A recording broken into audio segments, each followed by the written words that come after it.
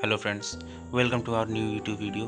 तो आज हम पैरामेडिकल के एक कोर्स जिसे हम लैब टेक्नीशियन बोलते हैं, लैब टेक्नीशियन के अंतर्गत डीएमएलटी, जी हाँ, आज हम डीएमएलटी के बारे में जानेंगे। इससे पहले हम लोगों ने एक लैब टेक्नीशियन पे एक वीडियो बनाया था जिसमें हमने आपको बताया था कि लैब टेक्नीशियन का काम होता है मरीज़ का सैंपल लेना और सैंपल लेने के बाद उस सैंपलिंग का जांच करना, जांच करने के बाद जो रिपोर्ट आता है उस रिपोर्ट को डॉक्टर को देना।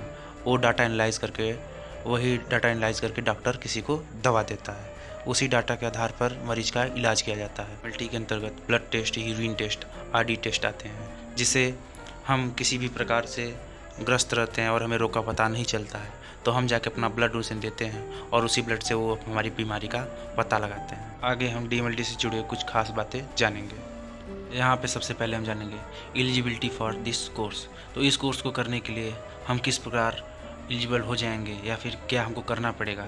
तो सर्वप्रथम हम इसके बारे में जानेंगे, क्योंकि कॉलेजों में एडमिशन लेने के लिए हमको इसके लिए एलिजिबल होना पड़ता है। इसके बाद हम जानेंगे ड्यूरेशन ऑफ दिस डिप्लोमा। तो इस डिप्लोमा को करने के लिए हमें कितने समय लगते हैं या फिर ये डिप्लोमा कितने समय में पूरा होता है, इसकी संपूर्ण जानकारी हम यहाँ पे प्राप्त करेंगे। इस वीडियो में हम आपको बताएंगे कि ये डिप्लोमा करने में कितना समय लगता है या फिर कितने साल में यह कंप्लीट होता है। इसके बाद हम इस वीडियो में सबसे मेन फीस स्ट्रक्चर, क्योंकि किसी भी चीज़ को करने के लिए स्टूडेंट को सबसे ज़्यादा ज़रूरी होता है फीस स्ट्रक्चर, क्योंकि फ़ीस सबसे ज़रूरी और सबसे इम्पोर्टेंट चीज़ होती है।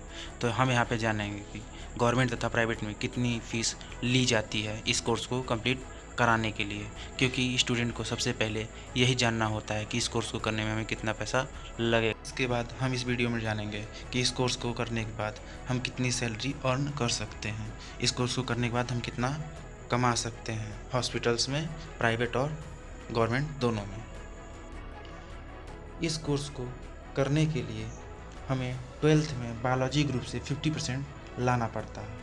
अगर आप बायोलॉजी ग्रुप से 50% लाते हैं तब जाके इस कोर्स को करने के लिए एलिजिबल होते हैं।